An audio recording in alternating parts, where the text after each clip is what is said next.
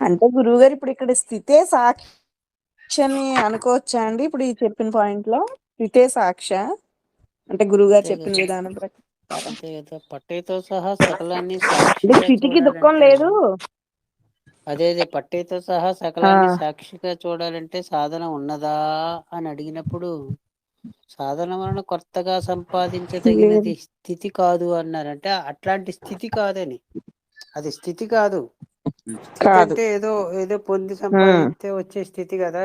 ఒకసారి ఉంటుంది, ఒకసారి పోవచ్చు స్థితి కాబట్టి. ఓసారి ఉండదు. స్థితి కాదని అవునండి. సమాధానం చెప్పారు. సాధన వలన ఉమ్. కొత్తగా సంపాదింపదగిన స్థితి కాదు అది. సాక్షి సదా సాక్షిగానే ఉన్నది. అది స్థితి కాదు, ఉమ్. స్వానుభవం అన్నమాట. ఇతరం ఇతరం సదా అంటే ఇక్కడ ఇతరంగానే సాక్షి ఉంది. స్థితి ఒకటి కాదైతే. అంటే రెండు మాటలు చెప్తున్నా. సాక్షిని మనం స్థితి అనుకుంటున్నాం కాదు. సాక్షి సదా సాక్షిగానే ఉన్నది, ఇతరం సదా ఇతరంగానే ఉన్నది.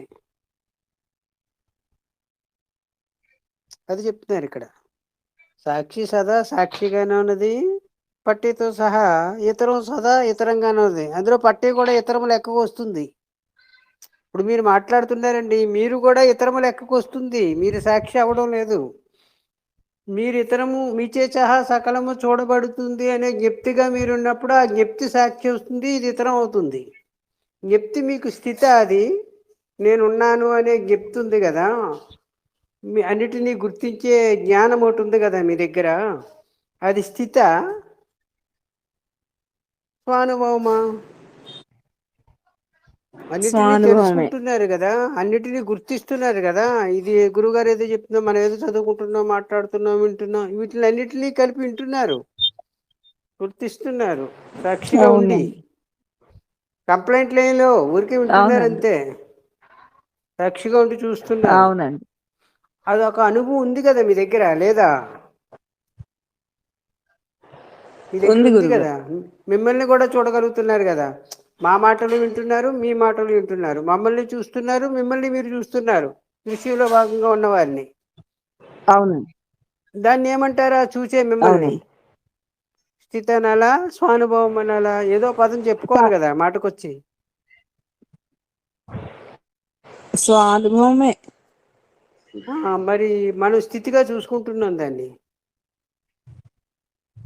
లేదా పొందేదిగా ఉహు. చూస్తున్నాం. ఆ స్వానుభవాన్ని ఎలా పొందాలా అని తపస్సు చేయడం అనమాట అండి. ఆ స్థితి ఎలాగొస్తుందా అని ఆలోచన చేయడం. ఆలోచన చేస్తే ఆలోచన అవుతుంది కానీ ఉమ్. స్థితి అవ్వదు కదా. అవదు. అంటే ఇక్కడ స్థితి వేరు, స్వానుభవం వేరు. స్వానుభవం సాక్షి ఒకటి అనుకోవచ్చు, మళ్ళీ కాదు కాదు, స్థితిలు అనేది మారుతుంది, మారుతూ ఉన్నది. స్వానుభవాన్నే ఆ స్వానుభవాన్నే మీరు స్థితి అనుకుంటున్నారు. కాదు, ఓహో. స్వానుభవమే అది. స్వానుభవమే. స్థితి కాదు. స్థితి రేఖకి సంబంధించి ఉండొచ్చు, పోవచ్చు. అది స్థితి రేఖ సంబంధించింది. కుదురుగా కూర్చుంటే ఒకలా ఉంటారు, కూర్చోలేకపోతే ఒక్కోలా ఉంటారు. మనసు అంతర్ముఖం అయితే వాళ్ళు ఉంటారు, అంతర్ముఖం లేనప్పుడు ఇంకోలా ఉంటారు. ఇవన్నీ రేఖకు సంబంధించిన వ్యవహారము. వీటిని అన్నింటినీ ద్రష్టగా ఉండి సాక్షిగా చూస్తున్న దానికి స్థితి అని ఎట్లా చెప్తారు మీరు? అది మాటే స్వానుభవము. కుదరడం లేదు, ఆ మాటే పసుకోవడం లేదు కదా. నేను నేను అనే అనుభవంగా ఉండి చూచుట అని చెప్పాలి. ఈ పదాలన్నీ తీసేసి మనకు అర్థమైన భాషలో మాట్లాడుకోవాలంటే, నేను అనే స్వానుభవంగా ఉండి చూచుట. ఏది చూస్తున్నారు? ఏదేది ఉంటే దాన్ని, ఏది ఉంటే అది వింటున్నారు, ఏ శబ్దం ఉంటే దాన్ని వింటున్నారు, ఏ దృశ్యం ఉంటే దాన్ని చూస్తున్నారు. మీ ఎదురుగా, మీ ఎదురుగా అంటే ఇదే కొన్ని మాటలు నామరూపాలు అన్న కొన్ని చెప్పారు కదా, కొన్ని మాటలు ఇలా నామరూపాలలో. ఎదురుగుంటూ ఉంటాయి కానీ చెప్పడం కుదరడం లేదు నాకు కూడా. కొన్ని మాటలు అంటే మీ అది ఎదురుగా, చెప్పారు మీ కదండి, ఎదురుగా అంటే మీ ఎదురుగా అందులో అంటే ఒకసారి చదవమని. ఉమ్, మీ ఎదురుగా, మీ ఎదురుగా అనేదాన్ని ఎట్లా అర్థం చేసుకుంటాం? మీ ఎదురుగంటే మీ అనేసరికి మీకు రేఖకి పెట్టేస్తే రేఖకి ఎదురుగా లెక్కకు నాతో వచ్చేయలేదు. సహా అండి, నాతో సహా. కాబట్టి మీరు ఎవరుగా ఉన్నారో ఏదిగా ఉన్నారో ఆ అనుభవానికి ఎదురుగాని మీ ఎదురుగా అనే పదానికి అర్థం మీ ఎదురుగా మీచే చూడబడేది. ఆ మీచే అనే దానికి అర్థం ఏం చెప్తాం? మీచే చూడబడేది. మీచే చూడబడేదానికి రేఖ చే చూడబడేదని అర్థం ఎట్లా వస్తుంది? వస్తే సమస్య ఎట్లాగా మీకు మనకి తొలుగుతుంది? మీచే చూడబడేది అంటే మీరు ఎవరుగా ఉన్నారో ఎదుగా ఉన్నారో ఆ మీచే అని చూడబడుతుంది. ఏదుంటే అది చూడబడుతుంది, ఏదుంటే అది తెలియబడుతుంది కదా. ఇది కామన్గా ఉంది. మనుషులకే కాదు, పశుపక్షాది క్రిమికీటకాది సమస్త ప్రాణికోటికి ఉంది. ఒక మనిషికే కాదు. కానీ మనిషికి ఆ జ్ఞానం ఏదో గుర్తిస్తున్నారు కదా, గుర్తిస్తున్నానని గుర్తిస్తున్నారు కాబట్టి మీకు అగనంగా ఉందని చెప్పుకోవాల్సి వస్తుంది. కానీ అది కూడా లేకపోతే తేడా ఏమీ లేదు, అందరికీ కామన్గానే ఉంది ఇది, అన్ని ప్రాణులకి. గురువుగారిని ఓసారి పట్టయ్య ఓ ప్రశ్న వేశారు. ఏమంటాడంటే, మీరు ఏకకాలంలో ద్విపాత్రాభినయం చేసేస్తున్నారు స్వామి అని. అంటే గురువుగారు అప్పటికప్పుడే బ్రహ్మముగా మాట్లాడుతున్నారు, అప్పటికప్పుడు ఏమీ ఎరిగినట్టు నాకేం తెలియదు అంటున్నారు. సరే, ఏకకాలంలో మీరు ద్విపాత్రాభినయం చేస్తున్నారు అని చెప్తే గురువుగారు అంటారు, నేనే కాదు ప్రతి ఒక్కరూ ద్విపాత్రాభినయం చేస్తున్నారు అన్నారు. మీరు కూడా చేస్తున్నారు అన్నారు. అగో ఆ పక్షి కూడా చేస్తుంది అన్నారు, ఎదురుకుంటే ఏదో ఉంటే. చూడండి మీరు, ఏకకాలంలో మనం ఒక్కరికే అప్లై చేస్తున్న ఆ మాటని కాదు. మీరు మీరుగా రేఖగా వచ్చి నాటకం ఆడుతున్నారు, విపాత్రాభినయం చేస్తున్నారు ఏకకాలంలో. మీరు మీరుగా ఉంటే రేఖ అనే నాటకం కొనసాగదు, ఆగిపోతుంది, కట్ అయిపోతుంది. మీరుంటే రేఖ ఉంటుంది, రేఖ ఉంటే రేఖ నాటకం సాగుతుంది. అంటే రేఖ కార్యకలాపాలు సాగుతున్నాయని. అవునండి. మరి ఏకకాలంలో మీరు ద్విపాత్రాభినయం చేయడం లేదా? మీరు సాక్షిగానే ఉన్నారు, సాక్ష్యములో భాగంగా రేఖగానే ఉన్నారు, ఏకకాలంలో ఉన్నారు, ఇప్పుడే ఉన్నారు. ఎప్పుడో కాదు, ఇప్పుడే ఉన్నారు. ఇప్పుడే మీరు సాక్షిగానే ఉన్నారు, రేఖగా కూడా ఉన్నారు. రేఖగా ఉండి మాట్లాడుతున్నారు, సాక్షిగా ఉండి చూస్తున్నారు, అన్నిటినీ గమనిస్తున్నారు. రేఖగా ఉండి మాట్లాడుతున్నప్పటికీ రేఖ మాటలు వింటున్నారు, రేఖ ఎదురుగా ఉండి ఇంకోరు ఎవరో మాట్లాడుతున్న మాటలను కూడా మీరు ఏకకాలంలో ఇప్పుడే వింటున్నారు. ఎప్పుడో కాదు, సాక్షిత్వం ఇప్పుడే ఉంది, కానీ రేఖగా కూడా మీరే ఉన్నారు. పేరా ఉందండి. మరి రెండు పాత్రలు మీరు ఒకటి సాక్షి పాత్ర, ఒకటి సాక్షి, రెండోదేమో సాక్ష్యము కూడా నేనే అనుట. కాబట్టి రెండు పాత్ర, సాక్షి వైపు నుంచి చెప్పుకుంటున్నారు రెండు పాత్రలు అన్నమాట. సాక్షి వైపు నుంచి కాదు, సాక్ష్యం వైపు నుంచి చెప్పుకుంటున్నారు రెండు పాత్రలు అన్నమాట. సాక్షిగా ఉంటే రెండు పాత్రలకు పసుకతులండి. ఏకకాలంలో మీరు సాక్షిగా ఉంటూ కూడా రేఖగా సాక్ష్యముగా ఉండి మాట్లాడుతున్నారు కదా, అంటే రేఖగా ఉండి మాట్లాడుతున్నారు కదా. నేను నేను అవునండి. నేను పలానా అని, నేను నేను నేను అంటే నేనేనే దాని అర్థం. కానీ పలానా పలానా పలానా అని మాట్లాడుతున్నారే. మీరు మీరు మీరు జ్ఞప్తిగా ఉన్నారో లేదు దేవుడికి ఎదురుగా మేము మోసపోతున్నాం కదా. మీరు జ్ఞప్తిగా ఉన్నారో లేదో మీకెరుక, దేవుడికంటే మీకెరుకని. మీరు జ్ఞప్తిగా ఉన్నారో లేదో మీకెరుక, కానీ మేము మోసపోతున్నాం కదా. మేము రేఖ అనుకుంటే మేము మోసపోయినట్టే కదా. అవునండి.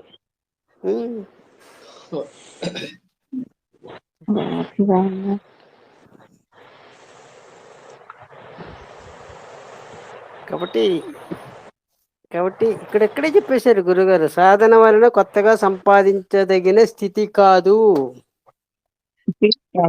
ఒక మాట చెప్పేశారు. రెండో మాట, సాక్షి సదా సాక్షిగానే ఉన్నది, మార్పులు చెరుపులలో ఎప్పుడు సాక్షిగానే ఉంది సదా. రెండోది, తనతో సహా సకలము ఇతరంగానే ఉంది, అంటే తనకే చూడబడుతుంది, తనకు తెలియబడుతుంది. మీ దేహం తెలియబడుతుంది, మీ అవయవాలు తెలియబడుతున్నాయి, మీ ఇంద్రియాలు తెలియబడుతున్నాయి, మీ మనస్సు తెలియబడుతుంది, మీ తలంపులు తెలియబడుతున్నాయి కదా. మీ ప్రాణం కూడా మీకు తెలియబడుతుంది, మీ ఉచ్ఛ్వాస నిశ్వాసాలు కూడా మీకు తెలియబడుతున్నాయి. ఆ మీరు ఎవరని రేఖ రేఖ శ్వాస వచ్చిన తర్వాత కదా స్టార్ట్ అయ్యారు. అవునండి. మరి ఎవరు ఆ మీరెవరు? ఆ మీరుకే సాక్షి అనే పేరుతో సంబోధిస్తున్నాం ఇక్కడ. అది స్థిత కాదు కదా. స్థితి అనేది మళ్ళీ మారుతూ ఉండేది అనే దాంట్లోకి వస్తుంది కదండి. స్థితి అంటే మారిపోయేదే కదా. స్థితి ఉండొచ్చు, అదే పోవచ్చు. అందుకే స్థితి. పోవచ్చు. స్థితి అంటే ఎట్లా కుదురుతుంది మీ అనుభవాన్ని పట్టుకుని? సదా ఉండే మీ అనుభవాన్ని పట్టుకుని స్థితి అని ఎట్లా చెప్తామండి? నేను అనే స్థితిగా ఉన్నాను అని చెప్పండి, పోనీ కుదురుతుందేమో. ఊరికే తమాషా మాట వరుస కన్నా చెప్పండి. నేను అనే అనుభవంగా, నేను అనే స్థితిగా నేనున్నాను అని చెప్పండి, కుదురుతుందేమో. కుదురుతుందా? ఎందుకు కుదరడం లేదు? కుదరదండి. నేను అనేది అనుభవము, స్థితి కాదు కాబట్టి.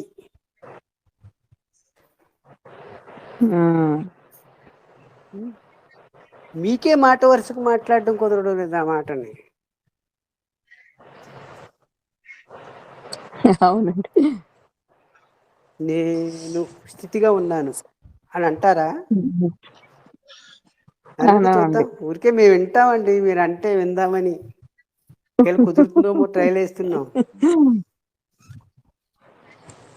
నేను స్థితిగా ఉన్నాను అని అనడానికి ఏముందిలేండి, అనేస్తాం కానీ స్థితి అనేది స్థితిగా ఉన్నాను అని అంటే, స్థితి అంటే మానసిక స్థితి అని అంటాం. నిద్ర జాగృతి స్థితి అలాగే కానీ అన్నట్టు నేనుకి సంబంధించింది నేను అనేది అవ్వట్లేదు. అనుభవము, నేను అనేది అనుభవం అనమాట. అనుభవం. అది ఎవరి అనుభవం కాదు. అయితే ఇక్కడ చిన్న మిస్అండర్స్టాండింగ్ ఏంటంటే, నేననే అనుభవము అది ఎవరి అనుభవం కాదు, దేని అనుభవం కాదు, స్వయము. స్వయం అక్కడ అండి. దాకా అక్కడ దాకా స్వయమే. అది అదే. రేఖ అనుభవం కాదు. నేను అక్కడికి కాదు. ఆగిపోయాను అనుకోండి, అది ఎవరి అనుభవం కాదు, దేని అనుభవం కాదు, స్వయము.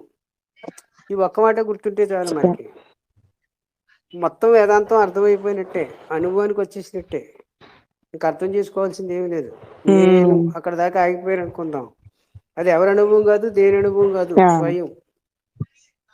అది రేఖ అనుభవం అనుకోవడం వల్ల వ్యవహారం తేడా వస్తుంది, కానీ అది ఎవరి అనుభవం కాదు, దేని అనుభవం కాదు, స్వయం. ఆ తర్వాత డాష్ నేను ఏ మాట మాట్లాడితే అది మీకు మీ మీ పరిమితమైన అనుభవం లెక్కకు వస్తుంది. నేను అక్కడికి ఆగిపోతే స్వయం అయ్యింది. ఆ తర్వాత మాట్లాడితే రేఖ మాటలు అవుతున్నాయి, లేక రేఖ అనుభవం అవుతుంది. అవునండి. ఆ తర్వాత ఇంకేది గొడవ. మాట్లాడినా కూడా ఇంక రేఖలో ఈ పక్క నుంచి దొరికిపోతుంది. మీ వైపు నుంచి చూసుకుంటే రేఖ అని చెప్పాలి, ఈ వైపు నుంచి చూస్తే పట్టయ్య అని చెప్పాలి. ఆ తర్వాత గొడవ. అక్కడ దాకా మాటలు లేవు. అది ఎవరిది అనుభవం కాదు, దేని అనుభవం కాదు, స్వయంగా అనుభవం అది ఉండనే ఉంది.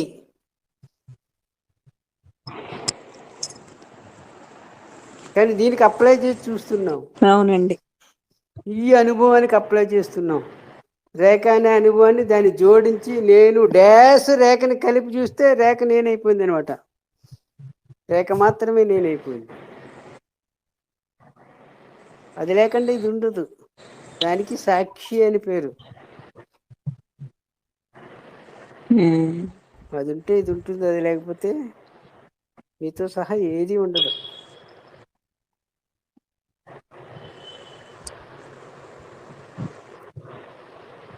ఈసారి చెప్పండి, ఇందాక ఏదో అడగాలనుకున్నారు అంటున్నారు. ఇందాక గురువు గారు అంటే మన గురువు గారిదే అది కూడా ఇప్పుడు ఏమో ఇప్పుడు మనం మాట్లాడుకోవడానికి దగ్గరగా ఉండొచ్చు. ఈశ్వరుడు అనంతుడు పెట్టానండి, మన గ్రూప్ లో పెట్టాను. కాబట్టి ఈశ్వరానుభవం జీవునికి కలగదు అని అన్నారండి. ఈశ్వరుడు అనంతుడు కాబట్టి ఈశ్వరానుభవం జీవునికి కలగదు, జీవానుభవం ఈశ్వరునికి ఉంటుంది అని అన్నారు గురువు గారు. అంటే జీవానుభవం ఈశ్వరుడుకు మరి ఇప్పుడు ఆత్మకి ఈ రేఖ అనుభవం ఉండదని అంటున్నారు కదా గురువు గారు. మరి ఇక్కడ గురువు కాదు. గారేమో ఈశ్వరానుభవం ఇప్పుడు ఇప్పుడు ఆ ఇప్పుడే కదా మాట్లాడుకున్నాం ఆ ఆ మాటలే. ఇప్పుడు నేను సాక్షి అనే అదే అనుభవానికి అదేలేండి. సాక్షిగా ఉన్న మీకు రేఖ అనుభవం ఉంది కదా లేదా? సాక్షిగా ఉన్న సాక్షిగా మీకు ఉన్న నాకు రేఖ తెలియబడుతున్నారు ఆ కదా, రేఖను కూడా మీరు అందరినీ చూస్తున్నారు, రేఖను కూడా ఆ చూస్తున్నారు. తెలియబడుతోందండి. అన్నిటినీ తెలియబడుతోంది. తెలుసుకుంటున్నారు, రేఖను కూడా తెలుసుకుంటున్నారు కదా. మరి రేఖ అనుభవం ఎవరికి ఉంది? మీకే కదా. అవును. నాకే మీరు ఉంది కానీ మీరు రేఖకి ఈ అనుభవం లేదు. రేఖకి మీ అనుభవం ఉండదు, సాక్షి అనుభవం ఉండదు. ఈశ్వరుడు అనుభవం లేదు. ఈశ్వరుడు అంటే కాసేపు సాక్షిని ఈశ్వరుడు అనుకోండి కాసేపు. ఒరిజినల్ అయితే కొంచెం వెనక్కి వెళ్ళి ఉమ్, మాట్లాడుకోవాలి కాబట్టి కాసేపు ఇక్కడ అనుకుందాం, ఇబ్బంది ఏం లేదు. కాసేపు ఈశ్వరుడు ఆహా. అనుకోండి సాక్షిని. ఉమ్, ఏదైతే ఉండదో అది రేఖకి ఉందా? లేదు. కానీ ఆ ఈశ్వరుడుగా ఉన్న ఈశ్వరుడు మీకు, అంటే సాక్షిగా ఉన్న మీకు రేఖ అనుభవం ఉంది. రేఖతో పాటు అన్ని అనుభవాలు ఉన్నాయి కదా, ప్రపంచ అనుభవం కూడా ఉంది కదా. కాబట్టి రేఖగా ఉండి మీకు మూలమైన తత్వాన్ని మీరు గుర్తించడం కుదరదు, వీలు పడదు. కుదరదంటే వీలు పడదు. కానీ స్వయానికి వీలు పడుతుందండి ఇవంతా. మరి వీలు ఇదంతా పడబెట్టి స్వయానికి వీలు తనతో పాటు పడుతోంది కదా. సహల స్వయమే కదా ఉంది. ఆ స్వయమే కదా ఇప్పుడు రేఖగా ఉన్నది. రేఖగా ఉండి మాట్లాడుతుంది స్వయమే కదా. వీలు పడకపోవడం ఏంటి? వీలు స్వయమే పడుతుంది కదండి. కదా. మరి ఈ ప్రపంచంతో మరి ఈ ప్రపంచంతో ప్రారంభంతో మాయతోటి మరి ఆత్మకి సంబంధం లేదు అన్నవాడు ఎలా తీసుకోవాలి ఇక్కడ? మరి మీరు చూస్తే కదా ఉంది ఈ ప్రపంచము, ఈ రేఖ, రేఖ మాటలు, రేఖ వ్యవహారం అంతా కదా. ప్రపంచం అంటే రేఖని కదా. మీరు చూస్తే కదా అవును రేఖ ఉంది, గురుగారు. రేఖే లేదు కదా. నేను లేదు కదా. స్వయానికి రేఖ అనుభవం ఉంది. అవును. కానీ రేఖకి స్వయం అనుభవం లేదు కదండి. ఇక్కడ వరకు బాగానే అర్థమైంది నాకు. కానీ ఇప్పుడు ఇక్కడ రేఖకి సంబంధించింది ఈ ప్రపంచం అంతటికి ఆత్మకు ఉండదు అని అంటున్నారు కదా. మరి దాన్ని ఎలా తీసుకోవాలి అని అంటున్నా. ఎలా తీసుకోవాలంటే రేఖగా ఉండి తీసుకోవడం వీలు పడదని తీసుకోండి ముందు. రేఖగా ఉంటే వీలు రేఖగా పడదు, ఉండి తీసుకోవాలి. వీలు పడదు.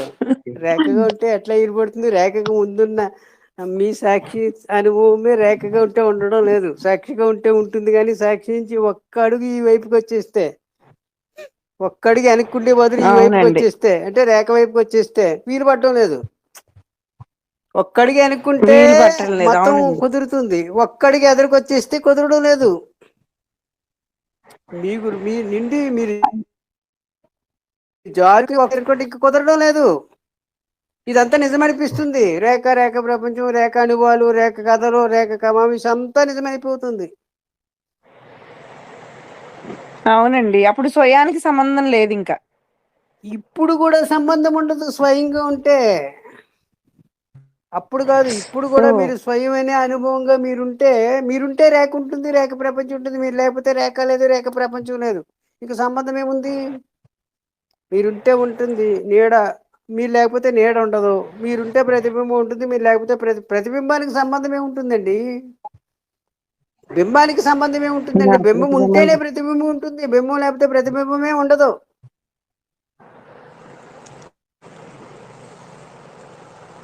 అవునండి. బింబానికి సంబంధం ఏముంది? తానుంటే తన మాయాశక్తి చేత తాను తన ప్రతిబింబంగా కనిపిస్తుంది. తానే లేకపోతే ప్రతిబింబం ఎక్కడి నుంచి రాదు కదా. రాదండి. తన సంకల్పం మాత్రం చేత తన శక్తి చేత తననే తాను ప్రతిబింబంగా చూస్తుంది, తననే తాను చూస్తుంది. అక్కర్లేదు అనుకుంటే తననే తాను మానేస్తుంది. చూస్తుంది. అక్కడ సంబంధం ఏముంది? ఇంకెక్కడ తనకి ఆత్మగా ఉన్న తనకి సంబంధాలు ఏముంటాయి? కానీ తను కావాలంటే ప్రతిబింబ చూస్తుంది. లేదండి. ఈ జీవుడి కంటే ప్రతిబింబమే తాను అనుకుంటే మన సంబంధాలు ఉన్నట్టు కనిపిస్తున్నాయి. ఇక్కడికి వస్తే కనిపిస్తున్నాయి ఉన్నట్టు. అక్కడుంటే అవునండి. అసలు ప్రపంచమే ఉండదు. ఒక్కడికి వెనక్కిపోతే, ఇంకొంచెం వెనక్కిపోతే ఇంకొంచెం, అంటే మీరు మీరు మీరు రేఖను చూస్తే రేఖ ఉంది, స్వయంలోకి రేఖ వెళ్తే. ప్రపంచం ఉంది. రేఖను కూడా చూడడం మానేశారు అనుకోండి, నెమ్మదిగా మీ సూపు ఉపసంహరించుకుంటే నిద్ర అవుతున్నారు. నిద్ర అయిపోతుంది. నిద్రనే పేరు పెట్టుకున్నాం దానికి. మీ సూపు ఉపసంహరించుకోవడానికి నిద్రని పేరు పెట్టాం. అవును. మీ సూపు నిద్రలో ఉపసంహరించుకున్నారని ఏముంది, చెప్పాలి. మాయమైపోతాం. మీరు ఎవరుగా ఉన్నారో ఎదుగా ఉన్నారో మీరు మీ సూపును ఉపసంహరించుకుంటే నిద్రని పేరు పెట్టాం. ఈ వైపుకి వచ్చి రేఖ వైపు నుంచి నిద్రని పేరు పెట్టాం. అవునండి. అప్పుడు మీ సూపును ఉపసంహరించుకోవడం. మీరు చూస్తే రేఖ ఉంది, రేఖ ప్రపంచం ఉంది, మొత్తం అంతా ఉంది. మీకు అంటే మేల్కొన్న తర్వాత మీకు సాక్షి అని పేరు, నిద్రపోయిన తర్వాత మీకే ఉమ్. కేవల సాక్షి అని పేరు పెట్టుకున్నాం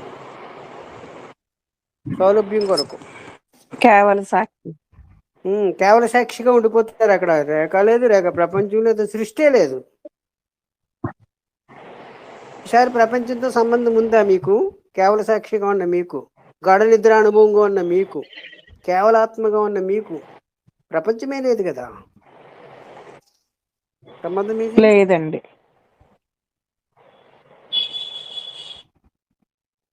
సంబంధం ఎక్కడుందండి? రేఖ వచ్చిన తర్వాత వస్తుంది ఈ సంబంధ బాంధవ్యాలండి. రేఖగా ఉంటే అదేలేండి, అర్థమైంది. ఉంటే అదే తెల్లారితే మళ్ళీ రేఖలోకి వస్తే అప్పుడు వస్తుంది. రేఖగా కాకుండా అప్పుడు కూడా సాక్షిగా ఉంటే మళ్ళీ మామూలుగానే ఉంటుంది. మీకు అప్పుడు కూడా సంబంధ బాంధవ్యాలు ఏమి ఉండవు. ఊరికి చూస్తారు అంతే సాక్షిగా ఉండి.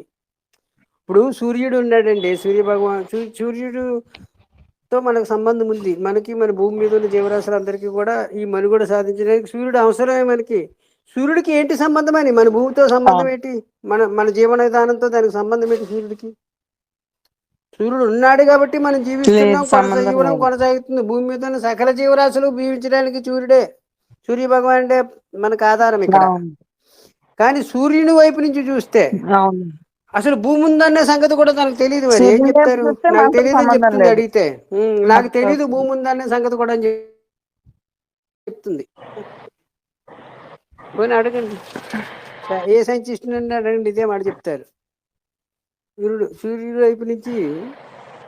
వైపు నుంచి భూమి ఉన్న సంగతి కూడా తనకు తెలియదు. కానీ భూమి వైపు నుంచి చూసుకుంటే భూమిలో ఉన్న ప్రతి ప్రాణికి కూడా సూర్యుడే భగవంతుడు.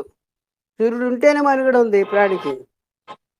మరి ఇట్లాంటి ఇక్కడే అవునండి, కానీ కుదరడం లేదు కదా సూర్యుడితో సంబంధం సెట్టింగ్. లేదు. అలాగనమాట అండి. అలాగే కుదరట్లేదు. ఆత్మ అనే తత్వం ఉంది. అదే. ఆత్మ ఉంది కాబట్టి ఆత్మ ప్రకాశంలో అన్నీ ప్రకాశిస్తున్నాయి. మీతో సహా సకలము ప్రకాశిస్తుంది. సకలంలో ఉమ్. భాగం సూర్యుని ప్రకాశం కూడా అందులో భాగం అయిపోయింది అనమాట అండి. ఉమ్. అది ఉంటే ఇవన్నీ వీటిన్నిటికీ ప్రకాశం వచ్చింది, వీటిన్నిటికీ చైతన్యం వచ్చింది, వీటిన్నిటికీ ఉనికి వచ్చింది, వీటిన్నిటికీ మాట్లాడే శక్తి ఏర్పాటు ఇదంతా ఏర్పడుతుంది. పొయ్యి కింద మంట పెట్టి పొయ్యి మీద గుండు మీద ఎసరేసి నీళ్లు పెట్టి బియ్యం వేసి పప్పులేసి ఇంకా కూడా ఎన్ని కొత్త ఉడుకుతున్నాయి. కారణం ఉమ్. ఏంటి? సంబంధము. అవన్నీ ఉడుకుతున్నాయి. పక్వానికి వచ్చి పదార్థాలు ఆ వేడి కానీ ఆ ఉడకడం కానీ అదంతా దేనివల్ల? కింద సెగ ఉంది కాబట్టి. అది లేకపోతే మంట వల్ల. బియ్యంలాగా ఉంటాయి, ఊరగాయలాగా ఉంటాయి, నీళ్ళలాగా ఉంటాయి. ఎలా ఏవి విడిపోయి ఉంటాయి, కలిసిపోదు, అంతా ఒకటైపోదు పదార్థంగా, ముద్ద కింద తయారవుతుంది. కింద సెగ ఉంది కాబట్టి ఆ వేడి దేనికి సంబంధించిందని. కింద మంటది. ఆ మంటకి ఆ ఉడకడానికి మంటకి సంబంధం ఏంటని? మంట ఉంది, తన అన్నాన్ని తాను మండుతుంది, దాని మీద పెడితే ఇవన్నీ తయారవుతున్నాయి, మనం తింటున్నాం. మంటకేంటి సంబంధము? మంటకి ఏం సంబంధం లేదు, అది ఆ మండుతోంది అంతే. ఉడకడానికి కర్రలు మంటకి పెడితే ఏంటి మండుతోంది. సంబంధం అని? ఆ పదార్థం తయారవడానికి పక్కోవడానికి మంటకి ఏంటి సంబంధం అని? కానీ మంట లేకపోతే ఏ పదార్థము పక్వం కాదు. అదండి, ఉడకదు. కానీ పక్వమైన పదార్థాల వైపు నుంచి చూస్తే మంటే దేవుడు. మంట లేకపోతే ఏది తయారు కావడం లేదు కాబట్టి. లేనట్టే కదండి అక్కడ. కానీ మంట వైపు నుంచి చూసుకుంటే తానుంది మంటగా, అంతే. తానుంది, తన ఈ మానాన్ని తానుంది. పదార్థాలతో సంబంధం లేదు తనకి. సంబంధం లేకుండా తానుంది. తనని ఏది చేరితే అది తానైపోతుంది. అది కూడా తనకు సంబంధం లేదు. ఈ నిమ్ముకు దాంట్లో పడేసాం అనుకోండి, మంటలాగా కనిపిస్తుంది మండిపోతుంది. ఎర్రగా. ఈనానికి నేను మంటలు ఇచ్చానని అనుకుంటుంది ఏంటి మంట? ఏమీ అనుకోదు, కానీ దాంట్లో పడేస్తే అది కూడా ఎర్రగా అయిపోయింది. అట్లా దాని యొక్క సంపర్కం చేత ఉనికిని ఇదంతా అలాగే కోల్పోతుంది. మెలుగుతుంది ప్రపంచం అంతా. అదే భగవద్గీతలో చెప్తారు భగవంతుడు, మయాధ్యక్షేణ సూయితే చచరాచరం అని. నా అధ్యక్షత అట్లా మెలుగుతుంది అని చెప్పారు, మనమే వినిపించుకోవడం లేదు.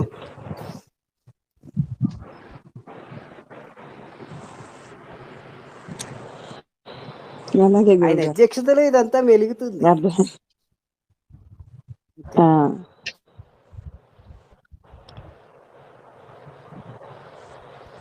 అది సాక్షిగా ఉంటే ఆ అనుభవం ఉంటుంది మీకు. మీకు మీరు ఒక్క అడుగు ఎడంగా ఉంటే, గురువు గారు చెప్పే బాధ ఇక్కడ ఉంది. మీకు మీరు ఒక్క అడుగు ఎడంగా ఆ, ఉండండి చాలు. ఊరికి చిన్న మాటలోనే చెప్పారు మరి గారు. మొత్తం వేదాంత సారాన్ని అంతటినీ ఒక్క మాటలోనే చెప్పేశారు. మీకు మీరు ఒక్క అడుగు ఎడంగా ఉండండి చాలు, ఇంకా అంత దూరాన్ని నుండి చూడండి చాలు. మీరు నన్ను ఎట్లా చూస్తున్నారో అట్లాగే మిమ్మల్ని మీరు చూడండి చాలు. ఇలా చెప్తున్నారు మరి.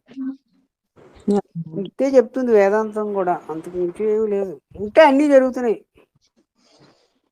అప్పుడు మీకు తెలుస్తుంది వీటి సారం ఏంటనేది. ఈ వైపుకి వచ్చేస్తే మనకి ఏం తెలుస్తుంది? తెలిసినట్టు అనిపిస్తుంది కానీ తెలియదు, అనుభవానికి వచ్చినట్టు ఉంటుంది కానీ రాదు.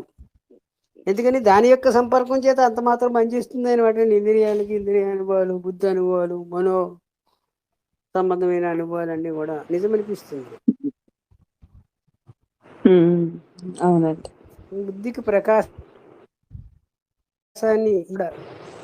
ప్రకాశాన్ని ఇచ్చి బుద్ధికి వెలుగొందుతుంది ఆత్మ చైతన్యం. దాని ఉంటే బుద్ధి పనిచేస్తుంది, మనసు పనిచేస్తుంది, ఇంద్రియాలు పనిచేస్తాయి. తానే లేకపోతే బుద్ధికి ప్రకాశమై ప్రకాశించే ఆత్మ తాను ప్రకాశిస్తూ బుద్ధిని కూడా ప్రకాశింపజేస్తుంది. కాబట్టి బుద్ధికి జ్ఞానం వచ్చింది. ఓహో, నీ శక్తి చేత నేను ఉన్నాను, నాకు స్వతహాగా ఉండే ఉనికి లేదు, నేను ఉన్నట్లు ఉండడానికి కారణం నీవే అని గుర్తించింది బుద్ధి. నాకు స్వతహాగా సామర్థ్యం బుద్ధి. లేదు, నువ్వు లేకపోతే నాకు అసలు నేను జడమే, నాకు నాకు ఉనికి లేదు, నా ఉనికి నాది కాదు నీది అని స్వయం గుర్తించింది ప్రకాశం లేదు. బుద్ధి. బుద్ధి అంతవరకే సాయస్సు బుద్ధికి. ఇంకా తర్వాత బుద్ధి ఆగిపోతుంది. ఆగిపోతుంది.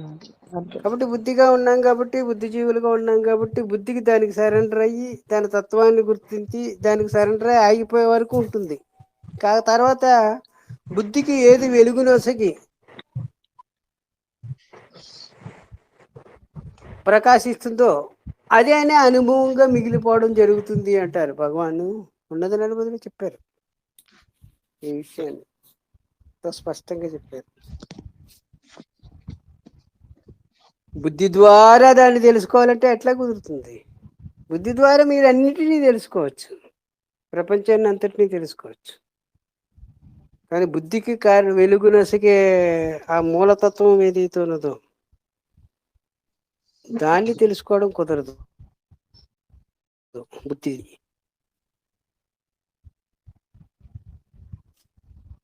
కుదరదని తెలిసి మీరు ఆగిపోతే దానికి నా వల్ల కాదు, నీ శక్తి మేరకే నేనున్నాను, నీ ఉనికి చేత నా ఉనికి అని అనిపిస్తుంది, నీ జ్ఞానమే నా జ్ఞానం అనిపిస్తుంది, నీ ప్రకాశమే నా ప్రకాశం అనిపిస్తుంది, ఇది నాది కాదు నీదే అని గుర్తించడమే శరణాగతి అని పేదంతో చెప్పుకుంటున్నాం. గుర్తిస్తే ఆగిపోయినట్టే కదా బుద్ధి, ఇంక తైతక్కలాడదు. అప్పుడు అక్కడ ఆత్మ ప్రకాశమే ఈ బుద్ధి ద్వారా ప్రకాశిస్తుంది. వల్ల బుద్ధికి స్వతహాగా సామర్థ్యం లేదని తను ఆగిపోయింది కాబట్టి ఆగిపోయిన బుద్ధి ద్వారా అదే ప్రకటన అవుతుంది. ఇది కాదు, ఇది ఆగిపోతే. ఇది కాకపోతే ఇదే నేను చేస్తున్నాను, నేను మాట్లాడుతున్నాను, నేను తెలుసుకుంటున్నాను, నేను అనుభవిస్తున్నాను, నేను అట్లాగా నేను ఇట్లాగా అంతా చెబుతుంది. తీరా చూస్తే దీనికి ఉనికే లేదు. లేదని గుర్తించి ఊరక ఉండటమే శరణాగతి అనే పదానికి అర్థం. అప్పుడు అదే ఉంటుంది. ఇది ఊరకనే ఉంది కాబట్టి దాని కార్యకలాపాలు కొనసాగించుకోవాలంటే అదే ఉంటుంది. ఇది దీని గొడవ లేదు, ఇంకక్కడ అయిపోవడమే.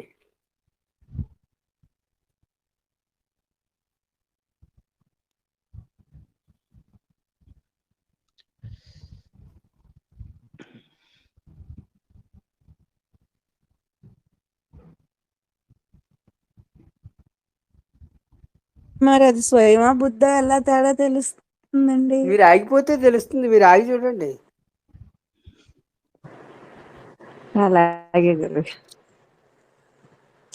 మీరు ఆగిపోతే అదే ఉంటుందండి. మీరుంటే అది ఉంటుంది, కానీ అది మరుగ్గా ఉంటుంది. మీరు ఉంటారు, అది కూడా ఉంటుంది, కానీ మీకు ఎదురుగా కనిపించదు కదా, మరి బుద్ధి కనిపించినట్టు.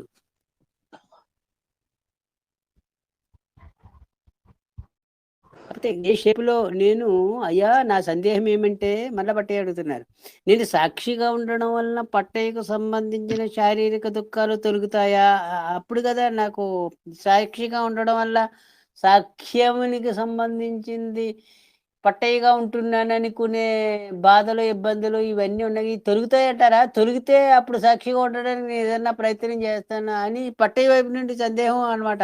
పాపం పట్టయ్య సందేహం అది. అర్థమైందంటే, అయ్యా నా సందేహం ఏమంటే, నేను సాక్షిగా ఉండడం వల్ల అంటే పాపం పట్టేకి అర్థమవుతున్నట్టుంది, కానీ అర్థం కావడం లేదనే విషయం కూడా అర్థం కావడం లేదు. భలే ఉంది కదా పట్టేకున్న కష్టాలు తమాషగా. పోతాయా అని. అయ్యా నా సందేహం ఏమంటే, నేను సాక్షిగా ఉండడం వలన పట్టేకి సంబంధించిన శారీరక దుఃఖాలు ఏమన్నా తొలగుతాయా అని అడుగుతున్నాడు చూడండి. వెరైటీగా ఉంది కదా.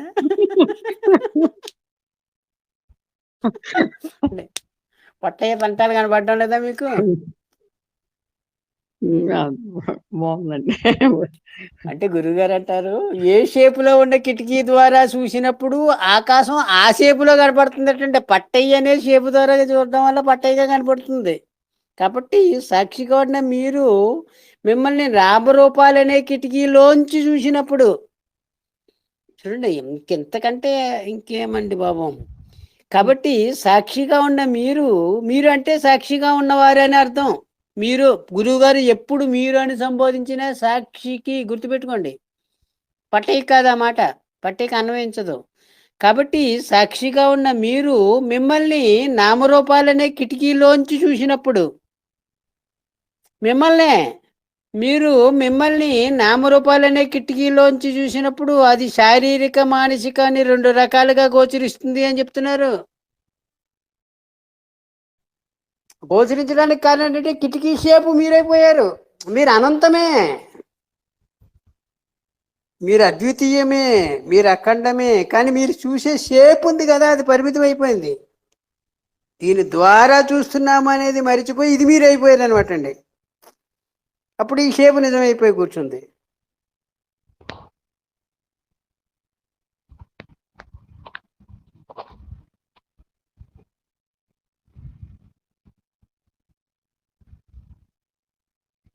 అదే ఈశ్వరుడు అనంతుడు కాబట్టి ఈశ్వరాణము జీవునికి కలుగుదు, జీవానుభవం ఈశ్వరుడికి ఉంటుంది అనే ప్రశ్న మీరు అడుగుతున్నారు కదా. వాడు అనంతుడే, కాకపోతే ఈ షేపులోంచి చూస్తుంటే ఈ షేపుగా కనిపిస్తుంది. ఈ షేపుకి అనంతం అనుభవం ఉండదు, షేపు అనుభవం ఉంటుంది, ఈ పరిమితం అనుభవం ఉంటుంది, ఈ జీవానుభవమే ఉంటుంది.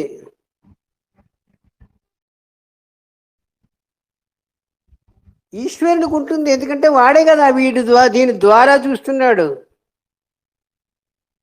ఈ ద్వారాకు ఉండదు, ఇది ద్వారా మాత్రమే, షేప్ అనమాట. ఏ షేపులో స్త్రీ అనే షేపులో ఉంటే స్త్రీగా కనిపిస్తుంది, పురుషుడు అనే షేపులో ఉంటే పురుషుడికి కనిపిస్తుంది. అదే ఇప్పుడు కిటికీ త్రికోణంగా ఉండొచ్చు, చతురంగా ఉండొచ్చు, రౌండ్గా ఉండొచ్చు, ఎలాగైనా ఉండొచ్చు కదా, 8 భుజములుగా కలిగినగా ఉండొచ్చు. ఆ షేపులో ఆకాశం కనిపిస్తున్నట్లుగా ఆత్మే ఈ షేపు ద్వారా చూడడం చేత ఈ చూడబడే షేపు కూడా తానైపోయి కూర్చుంది. పట్టయ్య నిజమైపోయింది అనమాట అండి. పట్టయ్య అనేది ద్వారా మాత్రమే అని గుర్తుకొచ్చేస్తే అది అనంతంగానే ఉంది.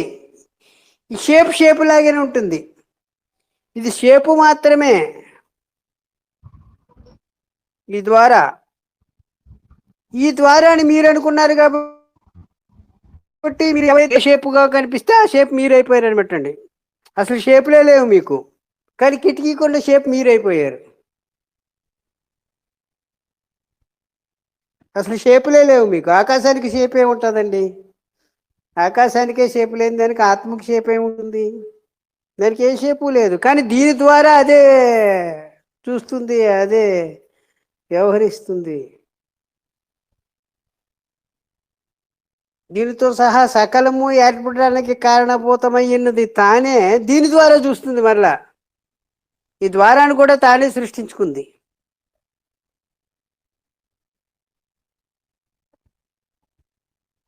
అప్పుడు ఇది ద్వారా మీకు ఉనికి లేదా? ఉంది, ద్వారా మాత్రంగా ఉంది, ద్వారా అంత ఉంది. ద్వారాకి ఎంత ఉనుకుంటుంది? మైకి ఎంత ఉనుకుంటుంది? మైక్ వెనకాల ఎవడన్నా ఉంటే మాట్లాడుతుంది, మైకు అంత ఉనుకుంటుంది అనమాట. మైక్కి ఎవడన్నా వెనకాల ఉండి మాట్లాడితే మాట్లాడుతున్నట్టే కనిపిస్తుంది ముఖం. మైక్కి ఎంత ఉంటుంది ఉనికి? అట్లాంటి ఉనికి ఈ ద్వారాకి.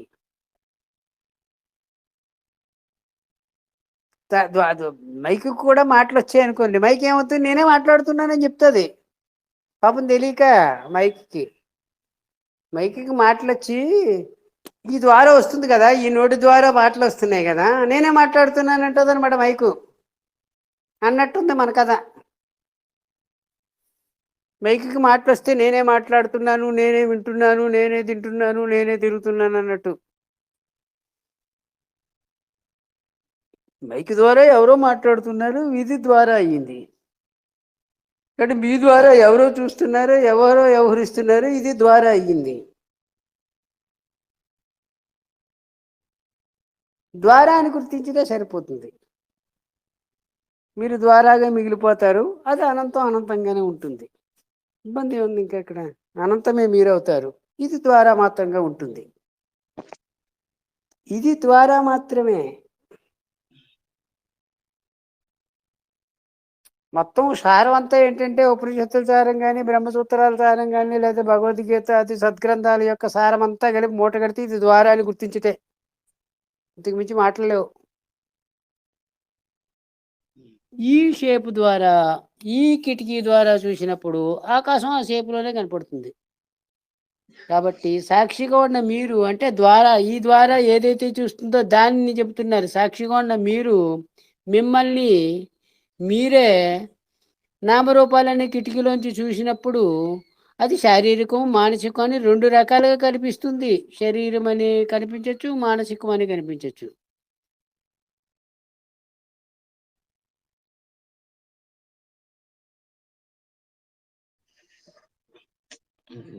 కాబట్టి ఈ దుఃఖానుభవం కానీ, సుఖానుభవం కానీ, దుఃఖస్థితి కానీ, సుఖస్థితి కానీ అనుభవంలో ఉంది. నామరూపాలనే అనుభవంలో ఉంది. అక్కడ నామరూపించడం ఉంది, కానీ స్థితి, దుఃఖ స్థితి అనేది ఎప్పుడూ లేదు. ఆ అనుభవంలో భేదం లేదు, సదా ఉంది. ఈ అనుభవించే దాంట్లో స్థితి భేదాల్లో సుఖ దుఃఖాలు కనిపిస్తున్నాయి మనకి.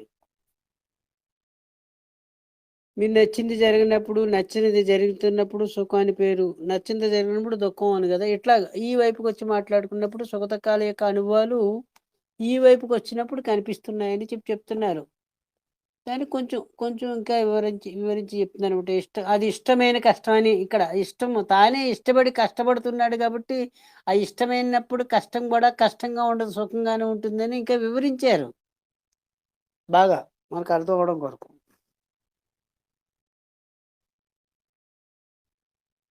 ఇప్పుడు ఏదో మాట్లాడాలనుకుంటున్నారు, మాట్లాడండి.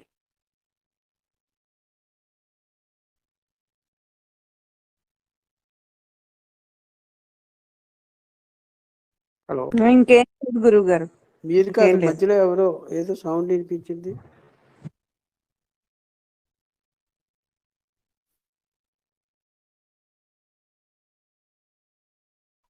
గురువు గారు, రమణ మహర్షి అదొక స్థితి. రమణ మహర్షిది అని ఆ శరీరం కాదు, దేహభావనతో మనం చూస్తున్నాం కానీ అంటారు కదండి. మరి ఆ స్థితి అంటే అని నాకు అది సందేహం. స్థితి అంటే వేరే ఏదైనా ఉందా? మనం పెట్టుకున్న పేర్లే కదా. భగవాన్ అంటే నామరూపాలుగా కనిపిస్తున్నాయి కాబట్టి నామరూపాలుగా ఏ షేపులో కూర్చుంటే ఆ షేపులో దానికి స్థితి అని పేరు పెట్టేసాం అనమాట అండి. ఓకే. ఆహా! నిజానికి రమణ భగవాన్ మనం చూడలేనట్లు లెక్క. చూస్తే దాని స్థితి అని ఎట్లా చెప్తాం? ఆకాశాన్ని చూసి ఆకాశాన్ని ఏ స్థితిలో ఉందని చెప్తాం? అవును. ఇప్పుడు ఆకాశానికి స్థితి అనే మాట పొసుకుతుందా? ఓకే. అట్లా రమణ భగవాన్ అంటే ఆకాశ తత్వంగా ప్రకాశిస్తున్నటువంటి ఆత్మ, బ్రహ్మమే స్వయంగా. దానికి స్థితి ఏమి? ఆ షేపులో అలా కనిపిస్తుంది. అది కిటికీ అనమాట. కిటికీ అని చెప్పారుగా గురువు గారు. ఇప్పుడు గురువుగారి సమక్షంలోకి వెళ్ళినప్పుడు కూడా గురువు గారిని మనం గురువు గారు అని పాదాలకు నమస్కరించి అవునండి. మనం మనం పూజిస్తుంటే, కాదు కాదు గురువు మీ ద్వారానే మేము ఇట్లా మీ మీ మీ వల్లే మీరు ఎంత గుర్తించామని చెప్తున్నప్పుడు గురువు గారు చెప్పిన మాటలు కూడా ఉన్నాయి. అదేమీ కాదు, దీని ద్వారా మీరు దాన్ని చూశారు, ఆ అనుభవాన్ని దీనికి అప్లై చేస్తున్నారు, ఇది ద్వారా మాత్రమే, ఈ కిటికీ ద్వారా చూశారు కాబట్టి మీకు ఆ అనుభవాన్ని దీని ద్వారా వచ్చింది అనుకుంటున్నారు, కాదు ఆ అనుభవం స్వయం అని చెప్తున్నారు. అవునండి. ఓకే. ఇది ద్వారా మాత్రమే. అక్కడ గురువు ద్వారా అయింది, ఇక్కడ మీరు ద్వారా అయ్యారు, ఇక్కడ పట్టయ్య ద్వారా అయింది. అన్ని ద్వారాలు మాత్రమే ఇవి. అవునండి. అవును. ద్వారా. ఈశ్వరుడు కూడా ద్వారానేనండి. ఎవరైనా ఉపాధికి వస్తే ద్వారాయే. అదే ఈశ్వరుడు అని మనం అనుకున్నాం కదా. ఈశ్వరుడే కావచ్చు. మీకు ఎలా తెలిసింది ఈశ్వరుడని? ద్వారాన్ని చూసి కదా చెప్తున్నారు ఈ మాట. ఆకాశానికి మీరు ఈశ్వరుడు అనే మాట ఎందుకు చెప్పలేకపోతున్నారు? ఈశ్వరుడికి ద్వారా ఉంటుందా? ఈశ్వరుడు అంటే ఆకాశమని. ఆకాశానికి ఆత్మ బ్రహ్మముకి ద్వారా ఇక్కడ మన అందుబాటులో ఆకాశం ఉంది కదండి. అంతరిక్షానికి ఏది అవకాశముగా ఉన్నదో అదే అంతరిక్షంగా ఉంది, అంటే ఆకాశంగా ఉంది. దాన్నే మనం ఈశ్వరుడు అనే పదంతో సంబోధిస్తున్నాం. అది ఏ షేపు ద్వారా మనకు కనిపిస్తే ఆ షేపుగా కనిపిస్తుంది. కనిపించేది షేపు, దాని ద్వారా అది ఉంది కాబట్టి ఈ షేపుకు ఉనికి వచ్చింది. ఈ షేప్ మాట్లాడుతుంది, ఈ షేపు ఆలోచిస్తుంది, ఈ షేపు చింతిస్తుంది, ఈ షేపు నిర్ణయిస్తుంది, ఈ షేపు ఉచ్ఛ్వాస నిశ్వాసలు పీలుస్తుంది. ఎక్కడి నుంచి వచ్చి షేప్కి? షేప్ అంటే ఉపాధి. స్త్రీయో పురుషుడో బాలుడో వృద్ధుడో ఎవరో ఒకటి, ఏదో ఒక ఉపాధి. ఎక్కడి నుంచి వచ్చింది ఉనికి? ఉనికంటే ఆకాశతత్వంగా ఉంది. ఈశ్వరుడు అనే పేరు ఎక్కడి నుంచి పెట్టారు? దీన్ని పెడుతున్నారు ద్వారక. ద్వారా ఈశ్వరుడు అయితే అది ఈశ్వరుడు కాదు కదా. కథలో ఉన్న ఈశ్వరుడు అయిపోలేదు. అసలు ఈశ్వరుడు ఎవరు చూస్తున్నారు? చూడాలనుకుంటే ఇదిగో ఆకాశాన్ని చూసినట్టు చూడాలి దాన్ని, ఇంతకు మించి మాటల్లో. దాన్ని ఎట్లా చూస్తాం మనం? అసలు తత్వాన్ని అందుబాటులోకి వచ్చి చెప్పుకోవాలంటే ఆకాశం అని చెప్పుకోవాలి, ఇంతకు మించి మాటల్లో. నన్ను నేనే చూడలేదు, నన్ను మీరు ఎట్లా చూస్తారంటారు గురుగారు.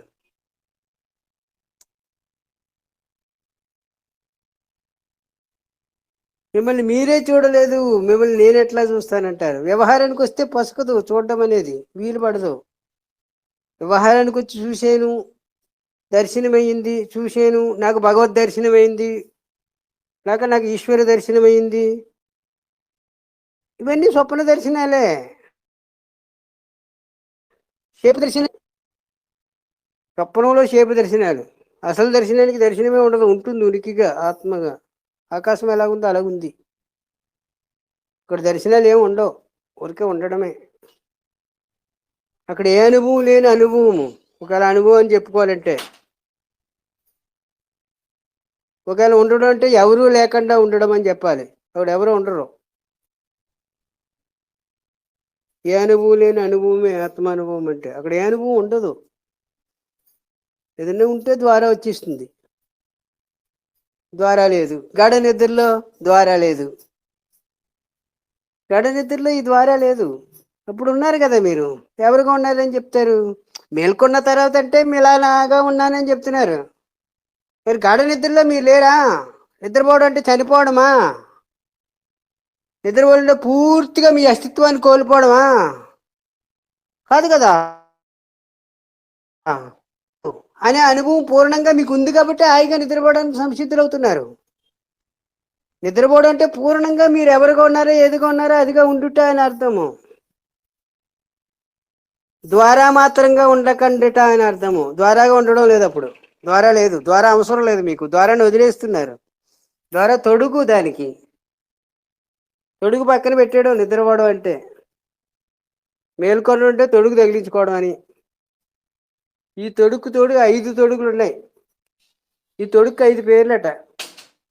అన్నమయ్య కోశం, ఈ ఒక్క కోశాన్ని ఆశ్రయం చేసుకుని ఉన్న కోశాలన్నీ ఉంటాయంటారు భగవాన్. అన్నమయ కోశం, ప్రాణమయ కోశం, మనోమయ కోశం, విజ్ఞానమయ కోశం, ఆనందమయ కోశాలన్నీ కలిపి కనెక్ట్ అయిపోయి ఉన్నాయన్నమాట. ఈ ఒక్క తొడుగు తగిలించేసుకుంటే చాలు, మొత్తం తొడుగులన్నీ ఉన్నాయి ఇందులో భాగంగా. చాలా స్పష్టంగా చెప్తున్నారు ఆ విషయం కూడా మనకి. కాబట్టి ఈ తొడుగు తగిలించుకోవడం మెలకు అవుతుంది. తొడుగు తెలిస్తే నిద్ర అని పేరు పెట్టుకున్నాం. నిద్ర కాదు, అదే పూర్ణానుభవం. మరి తొడుగుతూ చూసినప్పుడు కనిపించదు, తొడుగు అనుభవం ఉంటుంది, తొడుగు అందదు, తొడుగు పరిమితం అయిపోయింది. తొడుగుగా ఉండే బుద్ధిగా అందదు. తొడుగుగా ఉండడమే బుద్ధిగా ఉండడం అంటే. ఈ బుద్ధికి అందదు, ఈ జ్ఞానానికి అందదు. ఈ జ్ఞానాన్ని వదిలేస్తే మీరే కదా ఉన్నారు. గడ నిద్రలో మీరు లేరా? ఏమి సమాధానము? నేను లేను. నాస్తికుడు కూడా నేను లేనని చెప్పడం కుదరదు కదా. నేను ఉంటాననే అనుభవం పూర్ణంగా మీరు ప్రకటించట నిద్రపోవడం అంటే.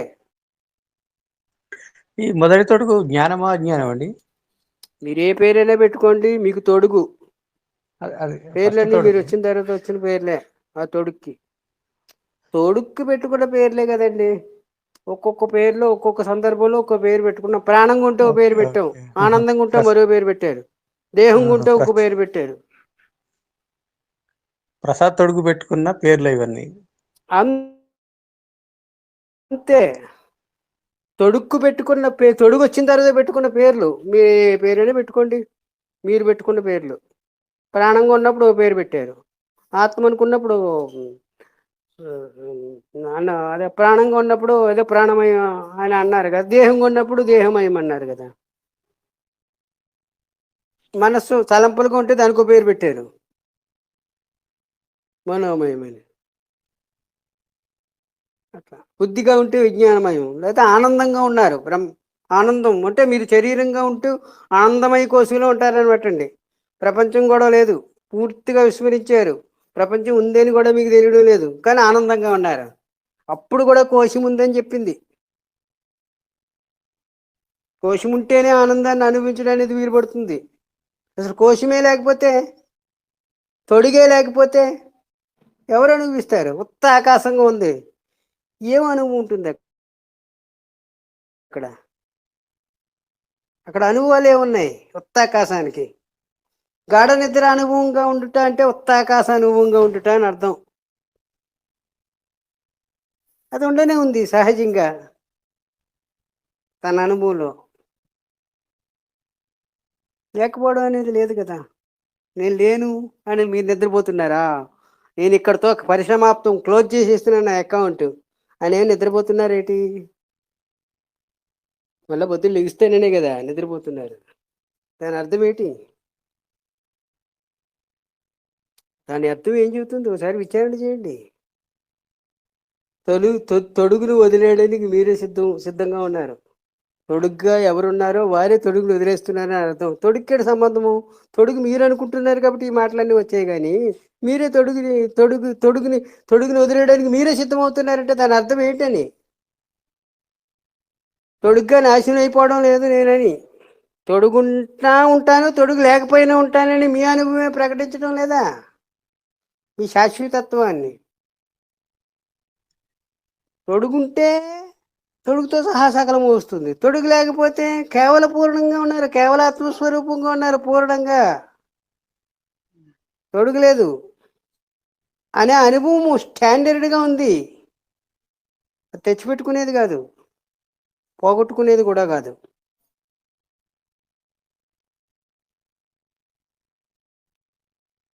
తొడుగు వచ్చిన తర్వాత మీకు సందేహాలు వస్తున్నాయి, తొడుగు లేకపోతే అప్పుడు కూడా సందేహాలు ఉంటే చెప్పండి, నేను చెప్తానంటున్నారు గురువుగారు. గాఢ నిద్రలో అడగండి, అప్పుడు చెప్తాను సమాధానం అన్నారు.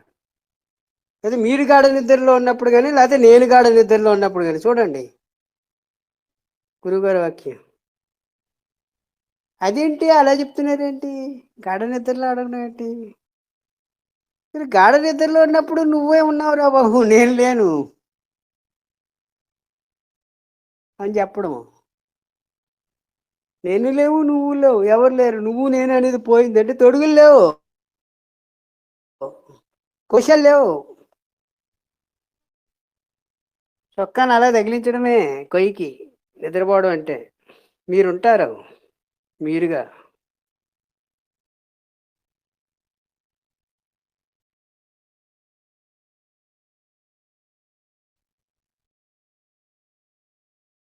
చొక్కా ఉన్నప్పుడు కూడా నిద్రపోయినటువంటి వాడిని జ్ఞాని యోగి అంటున్నాం మనం. ఇప్పుడు చొక్కాము ఉంటుంది కానీ నిద్రపోతాడు లోపల, బండోమో నడుస్తుంది, వ్యవహారం అంతా మామూలుగా కూడా చేస్తుంది, కానీ బండిలో ఉన్నవాడు నిద్రపోతున్నాడు.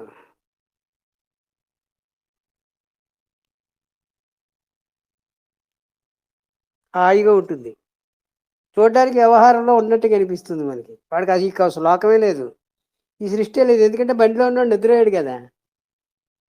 వ్యవహారానికి వారిని మనం జ్ఞాని అని, భగవాన్ అని, గురువు గారు ఇట్లా చెప్తున్నాం ఈ వైపు వచ్చి. అది కూడా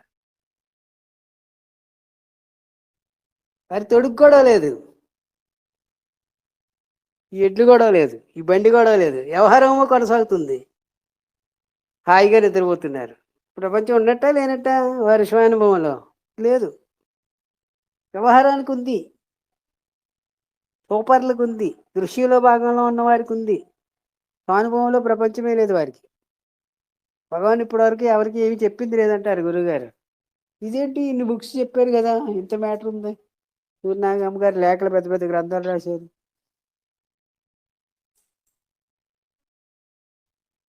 డేవిడ్ గాడ్మ్యాన్ ఇట్లా ఎంతోమంది మహనీయులు వారి దగ్గరుండి వారు చెప్పింది చెప్పినట్టు రాసి మళ్ళీ వారు చూపించి ఇంత బయోడేటా మన దగ్గర కలెక్షన్ చేసి పెట్టుకుంటే భగవాన్ అసలు అంటే అది భగవాన్ అనే దానికి అర్థము. ఆ భగవాన్ని మీరు గుర్తిస్తే మీరుండరు, భగవానే ఉంటారు. మీరు ఉండి భగవాన్ ఉంటే మనకు భగవాన్ అర్థం కాలేదని అర్థం. మనకు తెలిసిన భగవాన్ ఏరు, భగవానికి తెలిసిన భగవాన్ ఏరు. భగవాన్ తెలిసిన భగవాన్లో భగవానే ఉంది, ఇంకొన్నది ఏది లేదు. మనకు తెలిసిన భగవాన్లో భగవాన్ ఉన్నారు, మనం ఉన్నాం, ఇద్దరు ఉన్నాం. అందు గురించి ఈ కథ ఇలా నడుస్తూనే ఉంటుంది యుగాల పర్యంతం. భగవాన్ అనగానే మళ్ళీ రమణ మహర్షి గుర్తొస్తున్నాడు. మరి అంతే కదా, కథ అంతా వచ్చేసినట్టే. అది మళ్ళీ మామూలు భగవాన్ అంటే తత్వం, అది అదేది కాదు అనేది గుర్తు లేకుండా మళ్ళీ శరీరం గుర్తొస్తుంది. భగవాన్ అంటే శరీరం గుర్తొచ్చిందంటే భగవాన్ గుర్తులేదని అర్థం, గుర్తించలేదని అంతే. అర్థం. మనమే ఇక్కడ గుర్తుపట్టవలసిన విషయం ఇది. గుర్తించేవాడిని గుర్తించడం లేదు, గుర్తింపబడేదాన్ని గుర్తిస్తున్నా. అది బండే, అది తొడిగే, అది మైకే. గురుగారు మైక్ అంటున్నారు.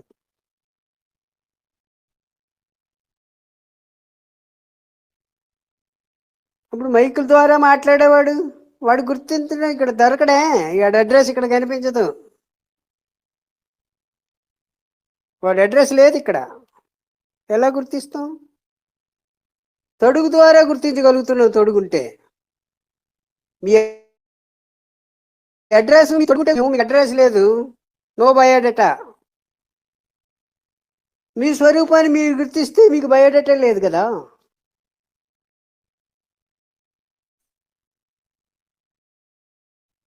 నా స్వరూపాన్ని నేను గుర్తిస్తే నాకు బయోడేటా ఎక్కడి నుంచి వస్తుంది?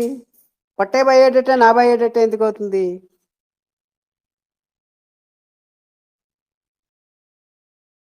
అట్లా